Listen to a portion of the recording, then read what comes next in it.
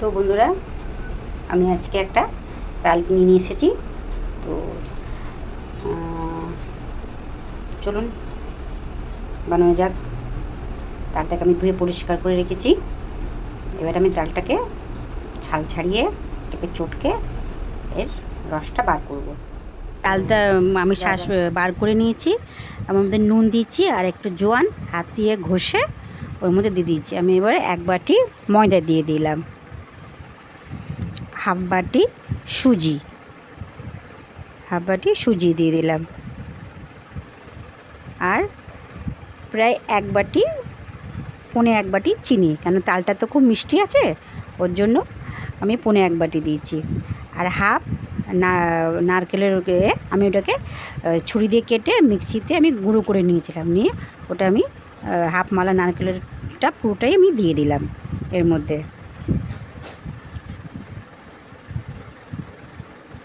এবার আমি চাল ভিজিয়ে পেস্ট করে রেখেছিলাম।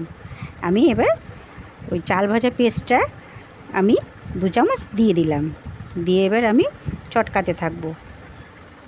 আমার চটকানো হয়ে গেছে। আমি তেল দিয়ে দিয়েছি, কড়া বসিয়ে দিয়ে গ্যাস জেলে দিয়ে দিয়েছি। আমার তেল গরম হয়ে গেছে বন্ধুরা, আমার পেস্টটাও পুরো কমপ্লিট হয়ে গেছে।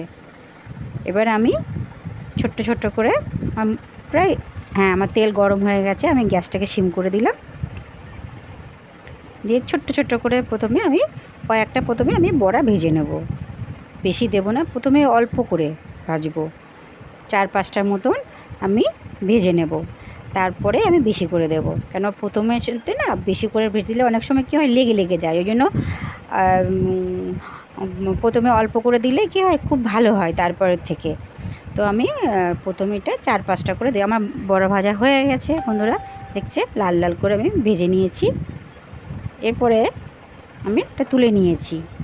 আমার গ্যাস কিন্তু সিম করা আছে। আমি এবার আস্তে আস্তে এটা দ্বিতীয়টা আমি বেশি করে দেব। দেখছেন আমি ছোট্ট ছোট্ট করে দিচ্ছি এর মধ্যে। আর এটা খুব ভালো করে ফেটাতে হবে। যতক্ষণ আপনি ফেটাবেন তত আপনার উপকার হবে বেশি। ওটা ভেতরে একদম ফাঁপা ফাঁপা হবে আর কুরকুরে হবে। তো বন্ধুরা, আমার বড়া ভাজা হয়ে গেছে। আমি আগে ওটা দেখাতে পারিনি, তার জন্য ওটা আমি পরে আবার দেখিয়ে দিলাম তালটা কীরকমভাবে বেশি ফাটাতে হবে বলে। তো বন্ধুরা, আমার ভাজা হয়ে গেছে, দেখুন কত সফটি হয়েছে আর একদম ফাঁপালো হয়েছে।